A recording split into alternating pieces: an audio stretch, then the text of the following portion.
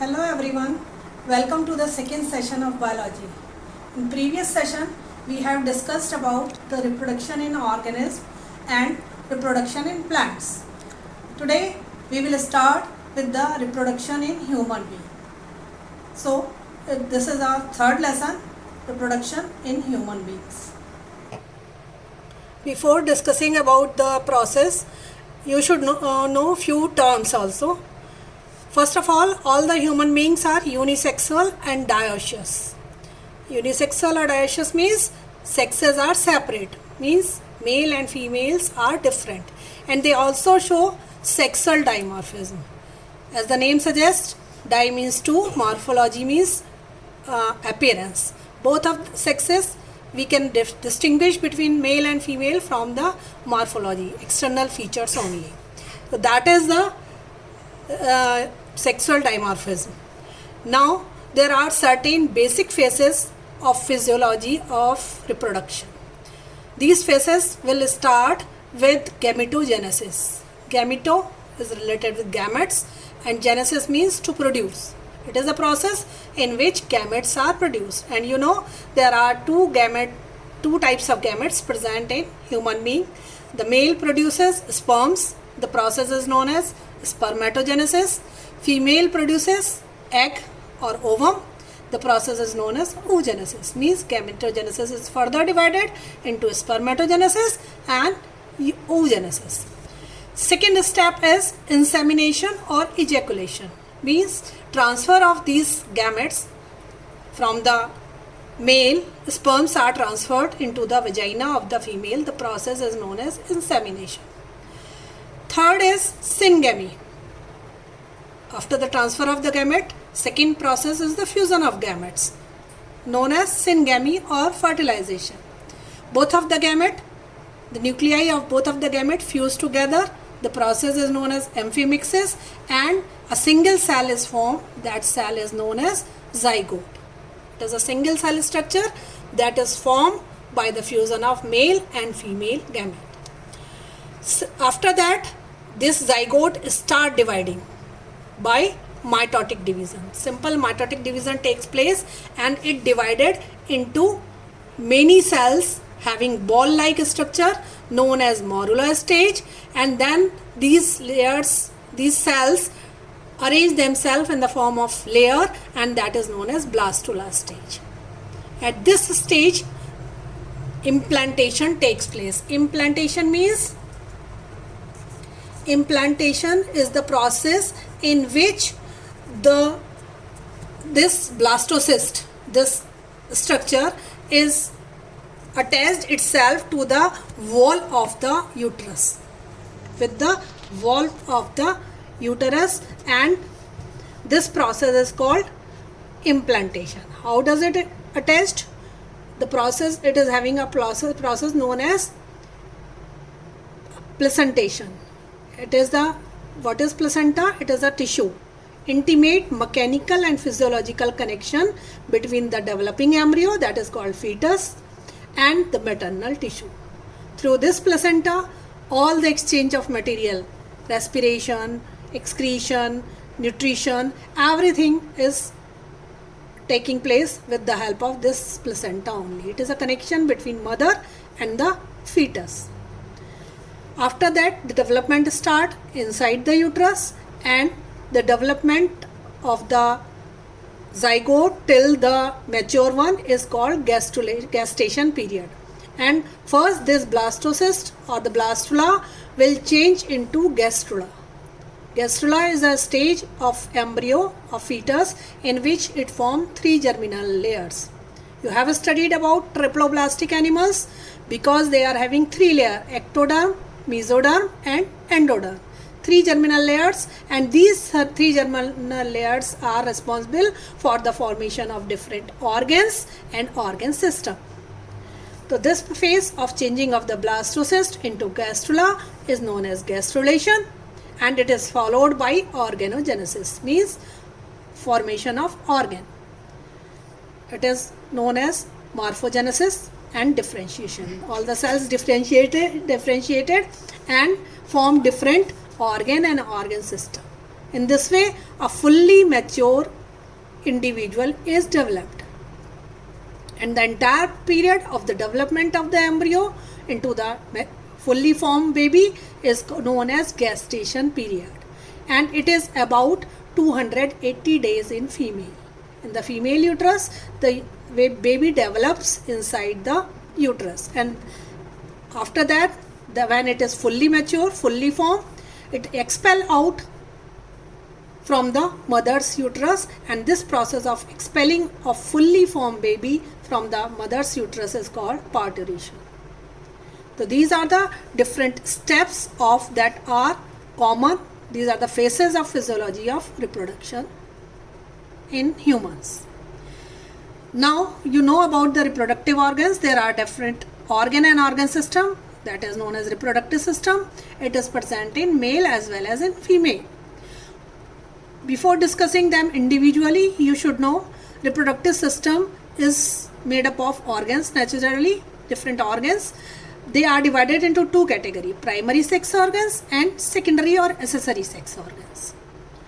The main sex organ in the human beings are gonads.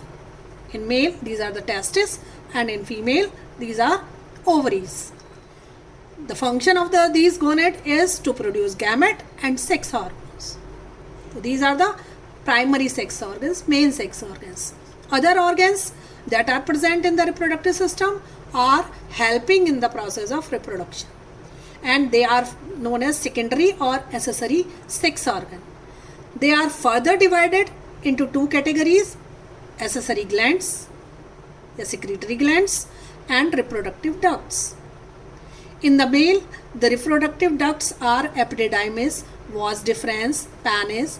These are the reproductive duct, and the accessory glands are prostate, seminal vesicles. These are the main Cowper's gland. These are the main, you can say, accessory glands that are secreting different. We will study in detail. But in female reproductive system, the accessory part are tubes are fallopian tubes, uterus, vagina. These are the accessory part, and mammary glands are accessory glands that are helping in the process of reproduction. Now we will study about the process these reproductive system individually. Now we will start with male reproductive system. I told you earlier, this male reproductive system, main primary sex organs are the pair of gamete, that is testes, the pair of gonads, and these are present in the pelvic region. There are two testes that are forming the primary sex organs, and they are present in the extra abdominal cavity in the form of a sac. That sac is known as scrotum or scrotal sac. They are present in this scrotum cell with the help of a cavity that is present, that is known as hydrocele. This hydrocele is having a fluid.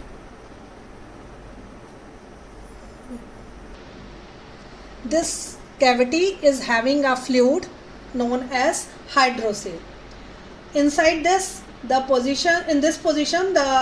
these testes are present, and they remain attached with the abdominal cavity through a tube, through a connection. This connection is known as inguinal canal, and they are present outside the body cavity, abdominal cavity, because they are doing the job of thermoregulators, because they are making the temperature, keeping the temperature of the testicular, means testes, below 2 or 2.5 lower than the body temperature, because the spermatogenesis, means the formation of the sperms, does not take place at the temperature that is present inside the abdominal cavity. That's why they are located outside the abdominal cavity in this sac, scrotum. Now each testis is covered with a white fibrous capsule, that is known as tunica albuginea. From the testis you can find out it is a coiled, highly coiled structure that is known as epididymis. It is coming out of the testis tube it is, and it again become straight and form the vas differentia. This vas differentia is plural because from each testis it is coming, and singular is vas deferens. It is opening into the penis region. Here you can see there are seminal vesicle, prostate gland. Seminal vesicles are present here. These are the prostate gland, and they are coming out through the urethra, out of the body, and it is having another type of gland that is known as bulbourethral gland. So this is the entire, and it is opening into the penis region. The duct that is opening into the penis region is known as urinogenital duct, because it is a common duct for urine as well as the genital product, means sperms. So this is the outside view of the male reproductive system. You can say, remember this thing, the temperature of scrotum is 2.5 lower than the normal body temperature, which is important for spermatogenesis. Both of the testes are oval, 4 to 5 centimeter in length and 2 to 3 width. They are covered with the protecting covering that is known as tunicum. Okay, now internal structure of these testes. All the testes, both of the testes are divided into 250 compartments that are known as testicular lobules. These testicular lobules are further divided into 1 to 3 seminiferous tubules. What is the structure of these seminiferous tubules? See here. These are the lobules, and they are further divided into seminiferous tubules. These are the seminiferous tubules, and both of this, all the seminiferous tubules are opening into these tubes. These two tubes are known as rete testis. You can see rete testis. These rete testis join together and form the efferent ductules. These are the efferent ductules, and these efferent ductules combine together and form a highly coiled structure that is known as epididymis. Epididymis is further divided into 3 main parts. These first part is known as head of epididymis, highly coiled, coming out of the testis only. That is highly coiled structure that is known as capped epididymis or globulus major. It is the highly coiled part, and first they are coming all the, you can say, ductile efferent ductules hai, they are entering into this head of epididymis. Second part is known as body of the epididymis, or it is also known as globulus normal.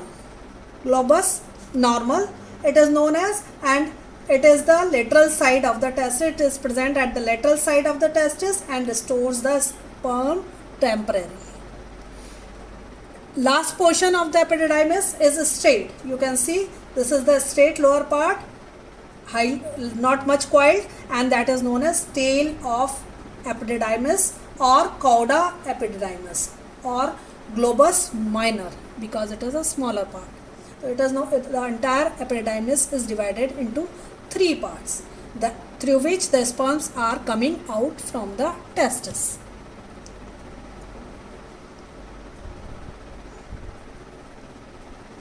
कितना time हुआ? I told you that entire testis is divided into these type of seminiferous tubules. These tubules are lined by germinal epithelium, basement membrane is there, and germinal epithelium is present. Germinal epithelium is having 2 types of cells. First is known as spermatogenic cells. They divide and give rise to spermatogonium. They divide and give rise to primary spermatocyte, secondary spermatocyte, then spermatid, and then spermatozoa. We will study the process when we discuss about the spermatogenesis in detail. So first type of cells are spermatogonium, primary sperm cells. They give rise to sperm. And along with, you can say, polyhedral, this type of cells, they are known as Sertoli, cells of Sertoli. These cells are also known as Nernst cells. because they provide nourishment to the developing sperms. In between the seminiferous tubules, you can see these interstitial cells or Leydig cells are also present.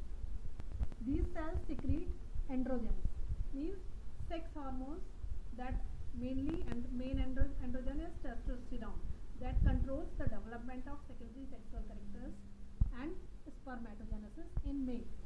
So these are the functions of these different type of cells that are present in the seminiferous tubules. Now see, I told you again, we are the main sex accessory ducts are, first of all, the sperm will be transported and stored from the testis to the urethra. First they will come into retitestis, then vas efferentia, then vas differentia, and both of the vas differentia join with duct from seminal vesicle to form ejaculatory duct, and they carry sperm to the penis. So this is the entire structure of the, you can see, these are the retitestis, then vas differentia, then vas differentia, it is the vas differentia, and this portion is epididymis. So this is the internal structure, how these sperms are produced inside the testis. Now what are the glands that are related with the process of reproduction? First of all, these are the seminal vesicles. One pair of seminal vesicle is present near the base of urinary bladder, they are present, and their duct joins the vas differentia. Both of the vas differentia combine and join ejaculatory duct, they are present there. They produce alkaline secretion, that is having 60% of the semen, and it contains fructose. It is the source of energy for sperm. It will provide nourishment to the sperm in the semen, and prostaglandin provides mobility to the sperm. This alkaline nature neutralizes the acidic environment of male urethra and female reproductive tract, so that the sperms will survive. Second gland is prostate gland, large gland surrounded by that surround urethra, and secretion of these glands nourishes the activate sperms. Third glands are bulbourethral or Cowper's gland. They are present on either side of the urethra. They also secrete alkaline fluid and secrete mucus for lubrication of the passage and easy movement of sperms. So these are the glands, three glands that are present in different part of the reproductive system in male, and they are having different function also. You can see here these glands. Seminal vesicle is present over here, prostate gland, these two glands are prostate gland, and these are the bulbourethral or Cowper's glands. These three glands are accessory glands in male. External genital area is penis. It is made up of a special type of tissue that helps in erection for the process of insemination. Glans penis is enlarged at the end. It is the opening end of the penis, and it is having a skin, fold of skin, that is known as foreskin. It is a loose fold of skin that covers the glans penis. This is all about the male reproductive system, and in next session we will discuss about the female reproductive system. Thank you.